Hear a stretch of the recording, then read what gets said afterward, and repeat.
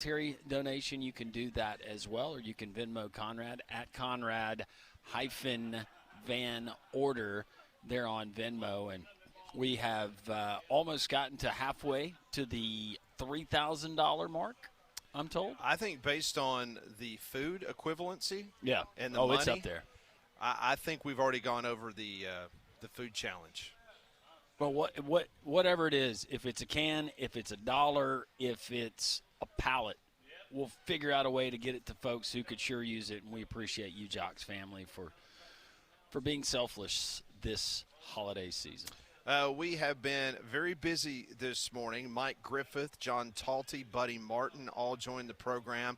The general theme has been the SEC coaching carousel, and the guy that is at the pinnacle of this conversation is Lane Kiffin, the current head football coach of the Ole Miss Rebels. And who better to talk Ole Miss football from the Rebel Walk? Great friend of the program, Evie Van Pelt, joins us now. Evie, kind of busy this time of the year for you, right?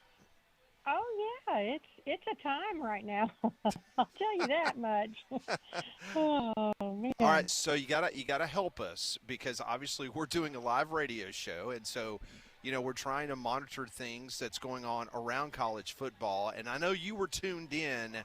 What can you tell us about the interview between Lane Kiffin and Pat McAfee?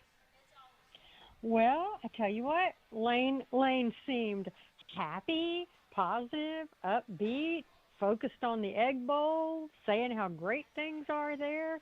Pat didn't say, "Okay, Lane, where are you going? What are you going to do?" That one interesting thing, though, that he said was, because there were all the reports out there that he was given an ultimatum by the athletic department, by Keith Carter, as to when he had to make a decision and let them know what he was going to do. And he said that is false. He has not been given an ultimatum. Okay. So, and Keith was at, Lane does hot yoga every morning at 6:30, and Keith was doing the hot yoga with him today.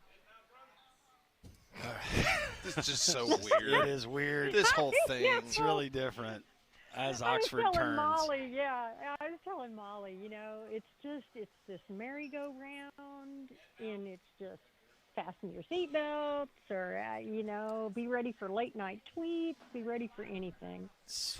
I know, Evie, that the Ole Miss fans have gotten used to this, but just as an outsider watching this and play out, this would frustrate me beyond with Lane Kiffin. I guess the Ole Miss fans are accustomed to it, but when is enough enough? Because now we're talking about potentially historic season, what's on the line, what's in front of them, and you got to deal with all of this. I don't understand that's modern-day college athletics, but goodness gracious, it just seems like Lane really basks in this type of situation, and he absolutely eats it up, Evie. Yeah, I think he does. And, we all know, the reports were true. His ex-wife and son were in Gainesville on Sunday, and his ex-wife and his brother's wife, Chris Kiffin, who also coaches on the staff, his wife was in Baton Rouge yesterday. That is true. And then Lane's on Pat, and just everything's great and wonderful. And so it really is hard to know. I think, honestly, if he is leaving, whether there was an actual ultimatum or not, but if he does leave, if it breaks, let's put it that way, that he is leaving, then I don't think he would be allowed to coach the playoffs. And I have a hard time. I could see the allure of an LSU, even with all the crazy there. I can see the allure of it, but I just don't know. Lane would get so much attention with Ole Miss in the playoffs. I just have a hard time seeing him leaving that. Okay, and listen, it's semantics, because, and by me not hearing the interview, I'm just based on what you told us and based on things that I've read on Twitter that's saying what he was quoted of saying in the interview. And for those out there, it's semantics when it comes to when a coach says, well, no one's given me an ultimatum. Well, Keith Carter's not going to walk up to Lane Kiffin and tell him that. He's going to tell his representation, who happens to be Jimmy Sexton. So basically Lane's not lying if Lane says, no one's told me that. Nobody's given me an ultimatum. Where's that come from? Well, it's because it has more than likely been communicated to your representation that we're not playing these games. Now, again, these are my words. These aren't Evie's words. But kind of take us, for the people that you talk to, and you're as connected as anybody around that football program, I would assume that there has been, you can call it an ultimatum or look it up in the thesaurus and come up with another word all you want to. But at the end of the day, it is an ultimatum. Like, they got to know what you're going to do to move forward, right? Right. I mean, because there are, the way the coaching carousel is, let's say, for example, there's another coach that they would have their eye on, because obviously they're doing their due diligence and they have their search firm. And, Keith obviously, I'm sure, has reached out to representation of people just in case. Those people need to know something. I mean, for example, let's say John Summerall at Tulane. I'm just picking John Summerall. Not for you had to pick particular that one reason, because he's up for the Auburn job, didn't you, Evie? Auburn job, yeah, exactly. And I mean, I think that he would. I don't want to offend anybody, but I think he would prefer the Ole Miss job. He coached at Ole Miss before. He's had, history there. People on his staff were there. And I just think, he can't wait forever. So, I mean, I think that dominoes are going to have to fall at some point. And ultimatum, I mean, I'm like you. I mean, Lane specifically said that's absolutely not true. There's been no ultimatum, anything like that at all. And so I don't know where that came from. Like a lot of stuff that comes out there. Like I said, man, we're having a blast. I love it here. But again, you can't coach a playoff game if you have committed to someplace else. I just don't see that happening. If John Summerall is not available, if it all comes to this with Ole Miss and Lane, who are some other names you could see them potentially targeting immediately? Well, we have a hot board. We haven't posted it because we don't have an opening yet. But it's good to be prepared. Yeah, good to be prepared. I think it's interesting. I'm not exactly sure how it would shake out because a lot of people in the Ole Miss community, fans, but also people I've talked to that are in athletics, really like Joe Judge, the quarterbacks coach at Ole Miss. I don't know if they would promote from within. I mean, he was an NFL head coach, so I mean he has experience. He's the head coach of the Giants. I don't know, but he's one we've heard about. I've heard Colin Klein, the OC at A&M. Jeff Brom, at Louisville. There's been talk about Kane Womack reaching out to him, and even Jeff Lebby. Now, I will tell you, Jeff Lebby is one that you either love or you hate, and I think that would be a hard sell to a lot of Ole Miss fans, and perhaps some of the boosters who would be kicking in for that because, one, he's the head coach of Mississippi State, but I think, he left Ole Miss, went to OU, which is understandable. That was his alma mater. But he's a state head coach, and I can't really see that one happening. But he has been talked about. So, those are some of kind of the ones. I don't think – I mean, there are those who would love Pete Golding to be promoted. I don't know that Pete wants to be a head coach, though.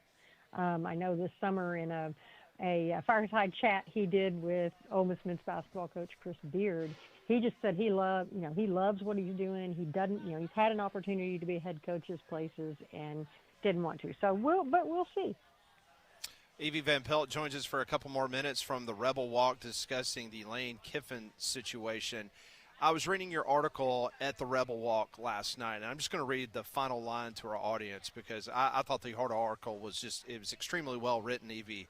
But this last line, it really resonated with me. You wrote, Kiffin may go, but if he does, he will leave Ole Miss built, not broken, not chasing relevance, but standing firmly in it. Let's talk about that. Let's talk about if he does walk out the door and leave, what are the fans going to say and how this program is now built for success because of what Lane Kiffin has been able to build. It's interesting. I think if Lane were to leave and say, for one of these other programs that maybe he feels have bluer blood, I don't know what.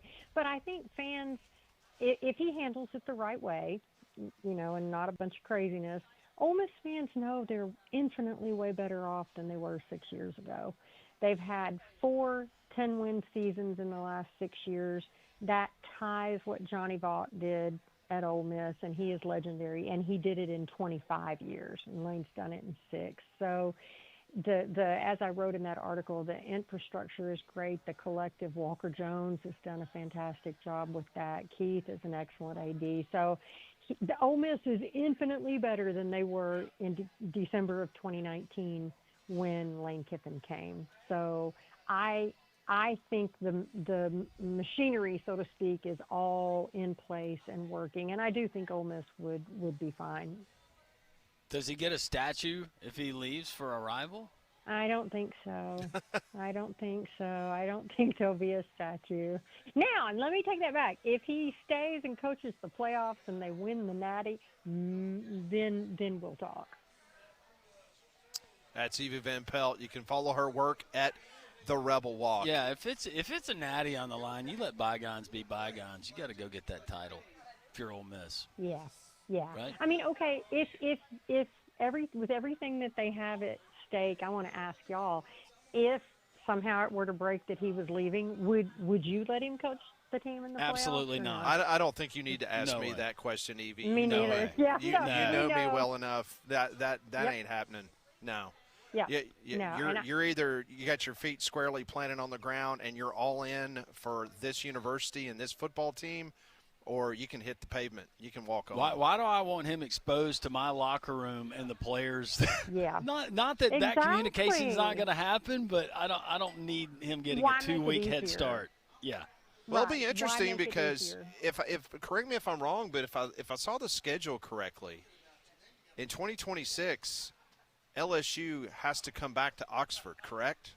Mm-hmm. Yes, indeed. Yep.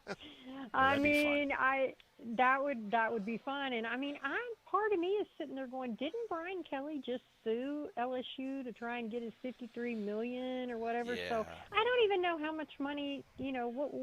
How much do they have? I mean, I don't know. I'd have to. I mean, maybe it's unlimited, but that seems like a big chunk of change there. Yeah. Well, if you go to Louisiana here the next couple of years and the roads are falling apart, you know where the money went. Oh, Yeah. yeah. I mean, I go back and forth between Mississippi and Texas and cut through Louisiana, and it's just, every time I hit a certain spot, it's like, oh, my God, I'm having a flat tire. Oh, wait, I'm in Louisiana now. So no offense, Louisiana, but the roads aren't very good. Oh, well. Well, Evie, we will continue to follow your reporting on this story. I'm sure it's going to get even more juicy before it ends based on the way Lane Kiffin and the script writing that is done by Jimmy Sexton and his agency. So, wow. We'll continue to watch from afar, and we'll see what happens. We'll stay in touch. Thank y'all so much for having me. Always a Thanks, pleasure, Evie. Evie. Look forward to seeing you soon. Okay, take care. Thank you. That is Evie Van Pelt. Just an incredible person, just a great writer. But he's doing hot yoga this morning I know. with Keith Carter. It's crazy. She was joining us on the Higginbotham hotline. Higginbotham is your one-source solution for insurance, financial, and HR services. We have not had an opportunity because we have so been driven by our guest list and obviously trying to collect as many non-perishable food items as we can and taking your donations for the Thanksgiving holidays. We have not been able to get to the Courtesy GMC text line. So when we come back, we will get to that. We'll read your text. We'll give you some updates on some other things going on and around in college football. We got the college football playoff rankings tonight, what that means for Alabama. All that straight ahead on just a very busy Tuesday afternoon live from Social Taco.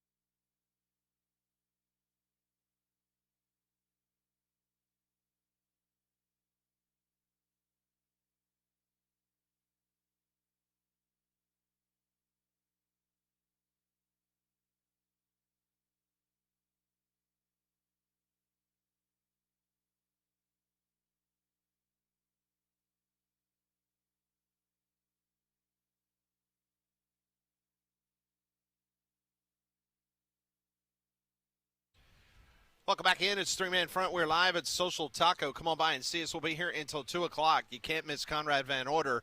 He is outside wearing a pilgrim outfit, taking your food donations and money. Last night we had over $1,000 in pledges. We took that $1,000.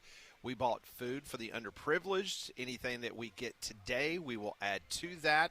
And we'll also obviously head to the store and buy more non-perishable items.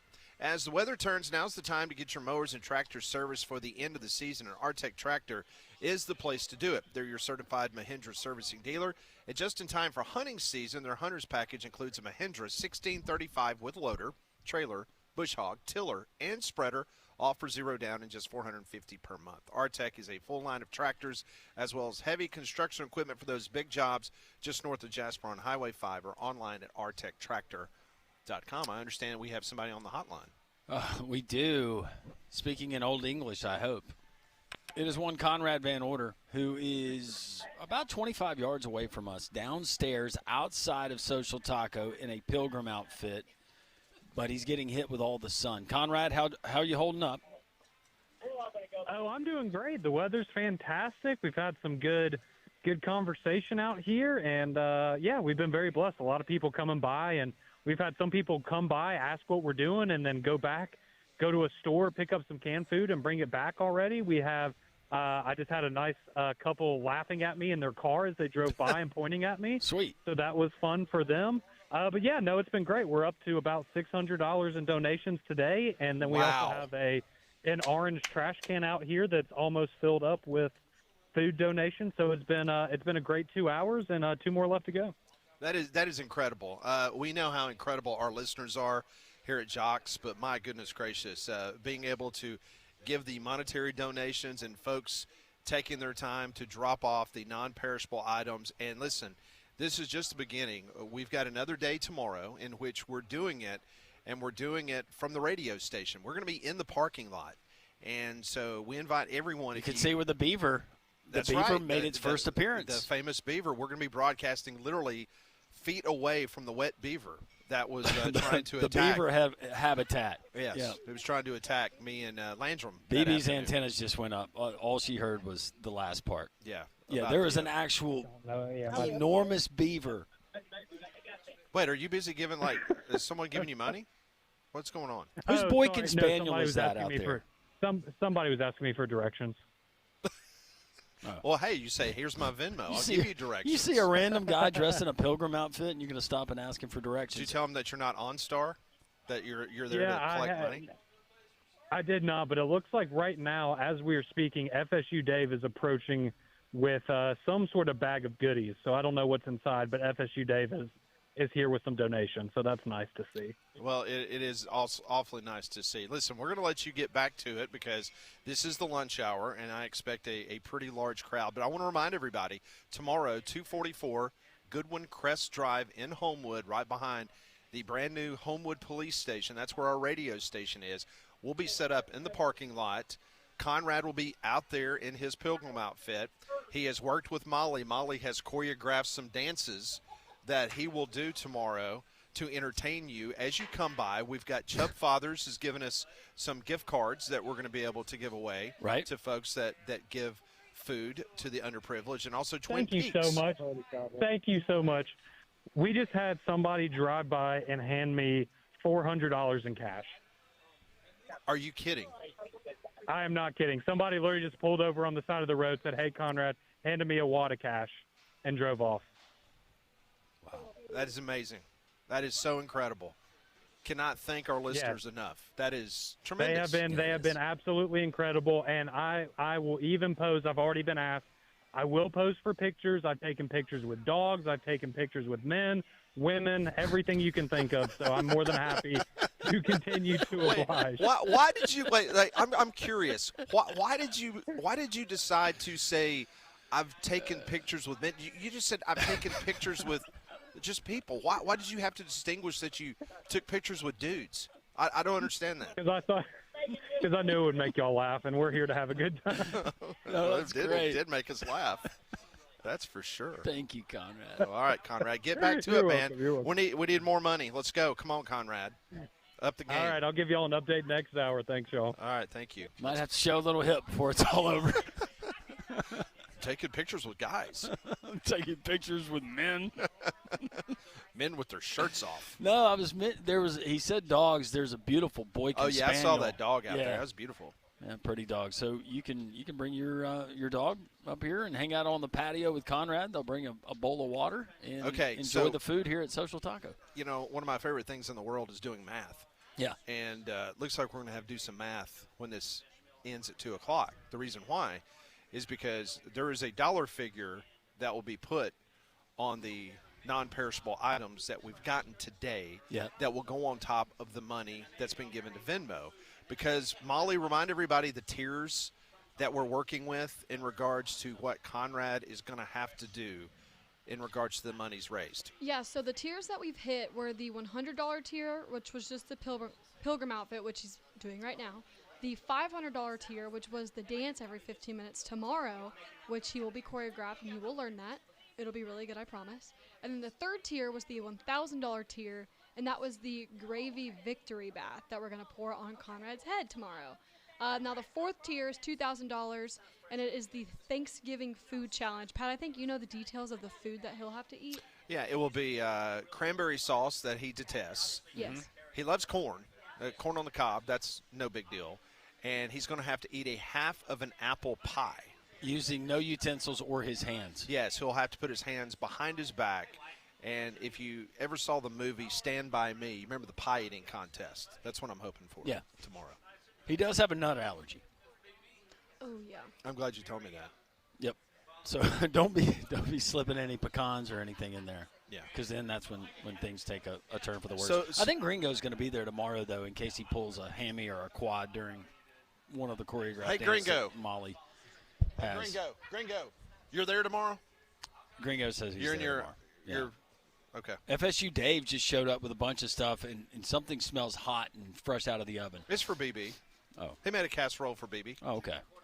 That's nice. Cordon bleu. Oh, it's the cordon bleu casserole. Yep. He made me the shepherd's pie. Oh, wow. Yeah. No, everybody's heading to BB's house tonight, I've been told. Wow. Ladies, if you're out there and you want a domesticated man. Well, I think he's married. But Is he? Yeah. Okay. Never mind. So we will have to do some math, Landry. Maybe FSU Dave knows somebody. Maybe so. Yeah, we're gonna have to do some math. I feel like we're gonna hit that mark. Yeah, I mean this is fantastic. But once again, Venmo, if you want to Venmo Conrad-Van Order. Conrad-Van Order, and we got over $1,000 yesterday. We took that $1,000. Ryan Haney went and purchased the non-perishable items. He sent me and you a picture. Yep. Very impressive of what he's been able to do. We have a box up here with me and you, and he's got that 55-gallon receptacle outside that has been filled up, and people are dropping money off. Yeah, and we appreciate our friends here at Social Taco, from Absolutely. Dave and Coy and the staff here for helping us to make this thing possible. So once again, we broadcast until 2. Conrad's outside in the Pilgrim outfit. We're in front of City Hall. He's on the corner, so if you don't have time to stop by and visit, we'd love for you to, but if you don't have time, you can drop those off there, whether it be monetary or the non-perishable donations. Thank you, Jocks family. Let's keep this thing going, and it'll bring smiles to so many faces. And if you're like most of us, it makes you feel good when you can help somebody out. There's no doubt, especially around the holidays. We ought to be that way all year long, but apparently, it's this time of the year affects people a lot more. So we hope this is an opportunity. We have so much to be thankful for. Absolutely. So hopefully folks will continue to open their heart and their wallets and be able to help those in need. A lot of people coming up to see us here on the second floor. Keller, he gave $50. Yep, Keller gave money yesterday. We appreciate that very much. And don't forget, tomorrow, live from the radio station outside in the parking lot, you can stop by, whether it's a donation of money or a non-perishable item that will go into the bin. You'll have an opportunity to get a Chubb Fathers gift card. We've got 20 of those that will be given out periodically throughout the day during the show, and also Twin Peaks going to be providing some food. So if you get an opportunity, come on by during your lunch break, say hello to us, and see Conrad dancing whatever Molly has choreographed for that, and be able to get some lunch. Let's keep it going. We appreciate everybody, all of your support. We'll continue to remind you and tell your friends and your family about it if they haven't gotten the news as well. We'll continue. A lot of your texts that we'll get to concerning Lane Kiffin, Florida, LSU. Does he stay put in Oxford? John Summerall to Auburn? Maybe. What is John Cohen thinking? That and so much more. It's a Wednesday edition of Three-Man Front right here on your home for college football coaching searches, and Conrad wearing a Pilgrim outfit on Jocks.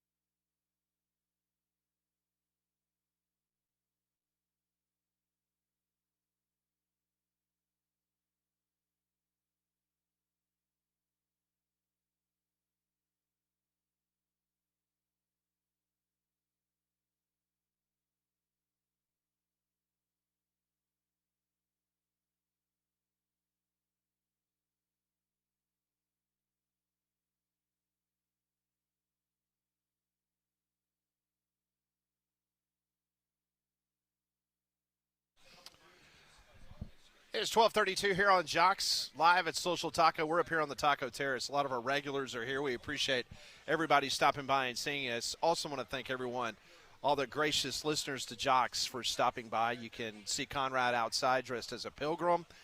We're raising money. We're taking that money. We're going and buying non-perishable goods for Thanksgiving, and that will go to local food banks, and of course, and to families.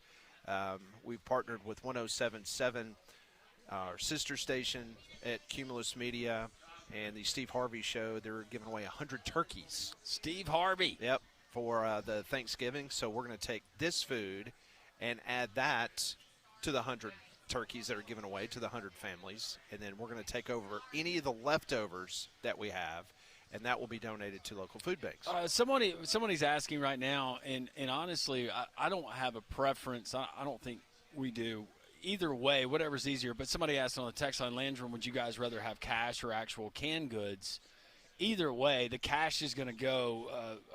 Ryan Haney, like he did yesterday, goes and buys as many things as he can. He tries to be efficient with the money, but Right. we're trying to serve as many people as we can. So either way, if it's monetary, you can go to Venmo. If you have Venmo, hopefully you do. It's at Conrad-Van Order, Conrad-Van Order, or you can drop off a non-perishable here on site at Social Taco, or tomorrow, as we're going to broadcast live from our parking lot, 244 Goodwin Crest Drive, right up the hill from the brand-new Homewood Police Department. It's off of West Valley Avenue, so you can check us out there. More text coming in, 205-834-9450. There on the text line. And we do have the college football playoff rankings tonight. Yes, we do. And someone asking the question, should Bama be ranked above Notre Dame? So I did a deep dive last night on this because I know Conrad asked me this question yesterday. And so I started looking at it, and I've got Ohio State 1, Indiana 2, Texas A&M 3, Georgia 4. I think that's a no-brainer. And then from there, I've got Texas Tech leapfrogging Ole Miss at 5. Then I got the Rebels. Then I've got Oregon. Then I have Oklahoma. Then Bama. Then Notre Dame. I've got Bama better than Notre Dame right now. I got BYU at 11, but now BYU would be the first team out in the college football playoff bracket. Then I have Utah, USC, Miami, and Vanderbilt. Now, keep in mind, James Madison possibly is going to be the highest-ranked Group of 5 team tonight, as I was putting pen to paper. But North Texas is going to be right behind them. Right now, they're the team to beat in the American Conference. In my belief, if North Texas wins the American, they are going to be above James Madison. So tonight it's going to look like James Madison is ahead of North Texas. But to me, if North Texas wins the American Conference Championship game, they will be over James Madison. Yeah, because you look at the American Conference, and as far as strength, this is probably one of the better years when you have the likes of Tulane, Memphis, East Carolina. You just mentioned North Texas. We could throw in several more. It's actually a pretty good year for the American. And that's a North Texas team I just saw in person on Saturday. They're impressive. Their quarterback. Man, Drew Mestamaker. If you haven't seen the story, it's a cool story. Never started a game his entire high school career. He started for his JV B team. And the next time he got a start was at the end of last year because their starting quarterback went into the transfer portal, so he gets his first start in the First Responder Bowl.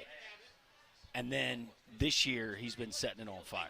Right. He's a really, really good quarterback. So, and to finish up my line of thinking, I do believe Miami will be the committee's projected ACC champion. I've got them at 14, and Vanderbilt will be 15. So if you look at the bracket, the first team out would be number 11, BYU, and then USC would be right behind them, and then Vanderbilt would be behind them. Those would be the teams that are on the outside looking in. But to me, the storyline is where is Alabama? Is Alabama going to be ahead of Notre Dame? If Alabama's not in front of Notre Dame, then I still believe that Alabama wins the Iron Bowl. They're going to the college football playoff. But, and we've already said this on record, so before someone starts texting or tweeting in, we believe if they lose to Auburn, Alabama is not deserving of being in the college football playoff.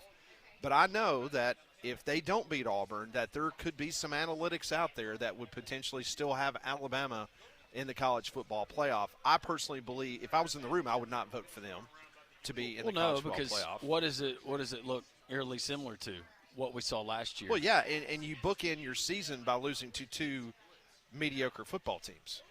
Yeah. And that's not a college football playoff worthy team, in my opinion, especially losing 2 out of your last 3 games. Right. That does not fly for me. The best thing that Alabama has going for it right now, though, without a loss to Auburn, and just as it stands, that win over Georgia is trumping everything. Absolutely, because Georgia will come in at number 4, and I thought Mike Griffith brought up an outstanding point yesterday, or excuse me, at 10 o'clock. It seems like yesterday because we've had so many guests.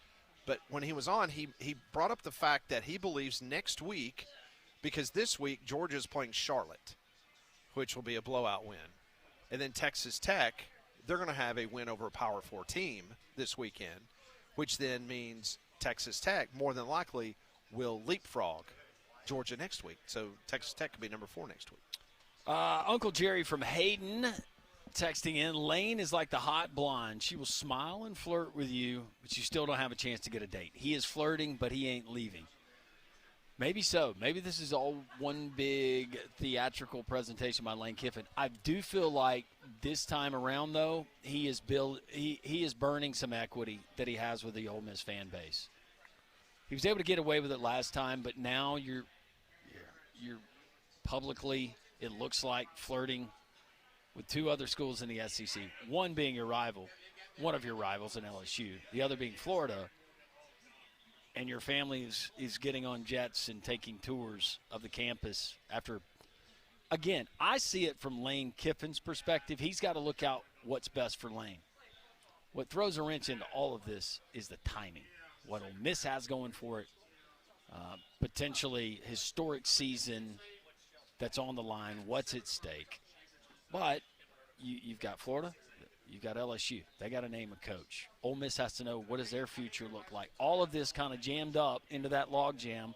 Hear coaches complain about the schedule all the time. This is just another factor that you have to deal with in some years. Well, it's funny because when you talk about Lane Kiffin, you think about how it used to be done in the old days. In the old days, usually in coaching searches, if someone wanted to meet with someone, you either met them at the Atlanta airport or the Dallas airport, because obviously there are so many people coming in and out of airports all the time. Or an old country gas station where you knew the owner. But people are coming and going, and so guess what? I just saw Lane Kiffin. Now, of course, they all fly private now, but back in the old days, they would probably fly commercial, and they'd either go and meet an AD in Atlanta or Dallas-Fort Worth Airport.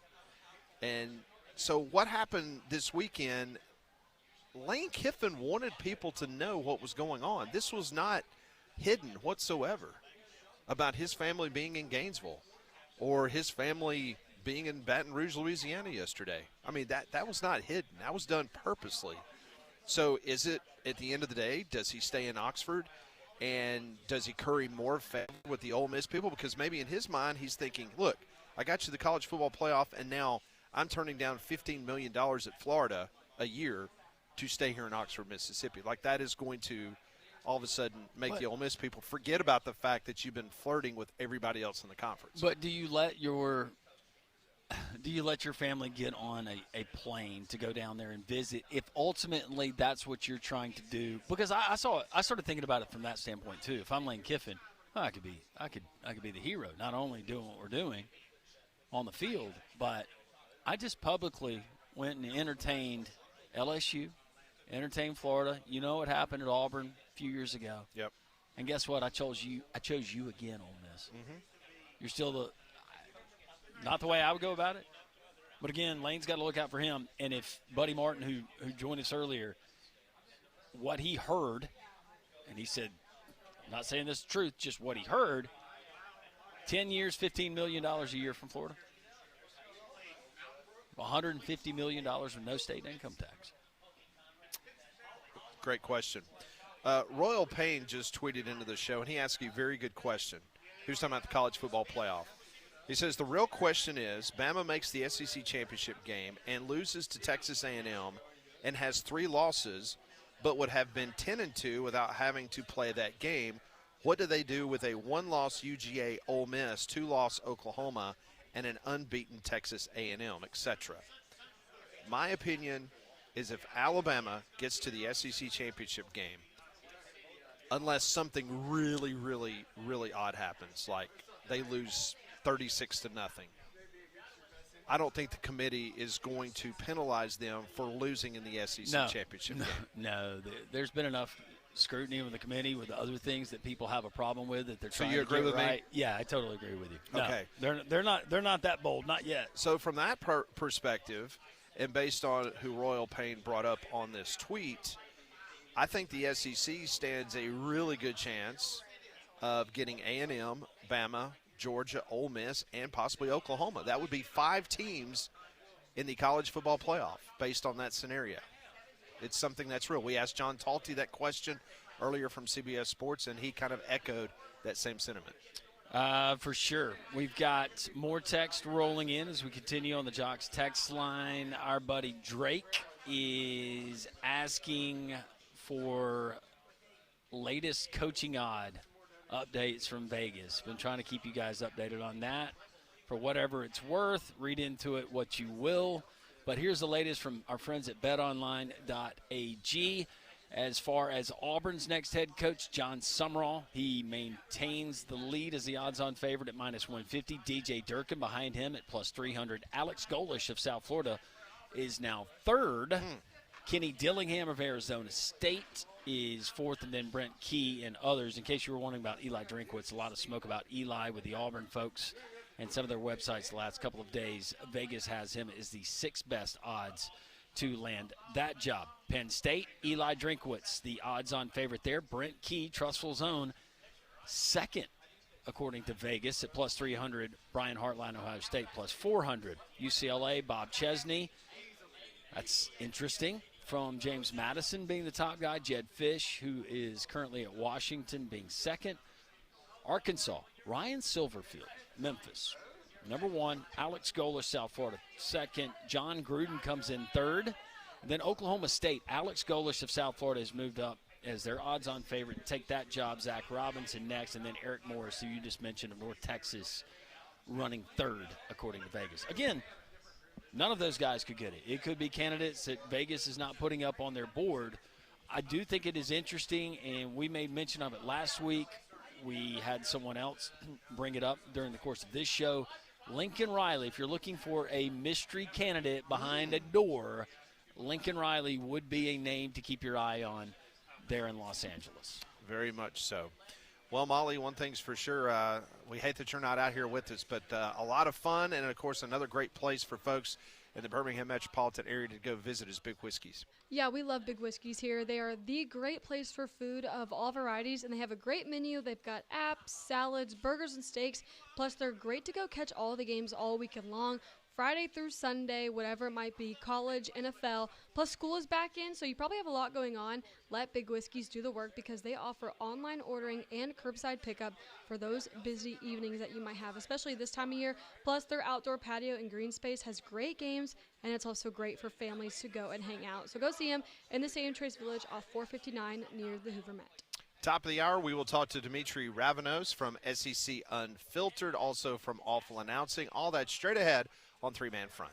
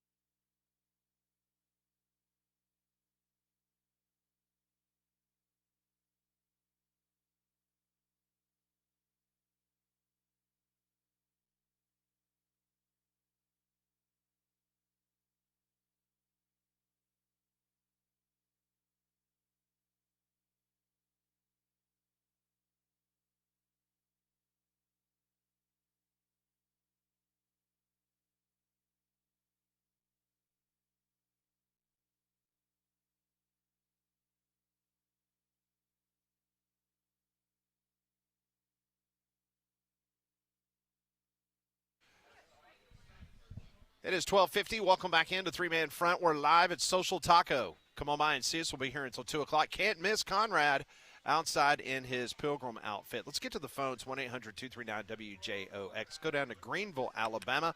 Robert joins us on the program. Hey, Robert. Hey, how y'all doing today? Robert, we're doing great. Hope you are. I'm good. Listen, where do you think Alabama will wind up in the college football playoff rankings tonight? I believe I got them predicted at 9. I think they're going to be right behind Oklahoma, right in front of Notre Dame. That's my prediction. Okay, I think 9 is about right myself. There are some people who think that they should be ahead of Notre Dame. But to me, Alabama's got a lot better resume. I mean, they beat 4 ranked teams, and they're all still ranked right now. And I just think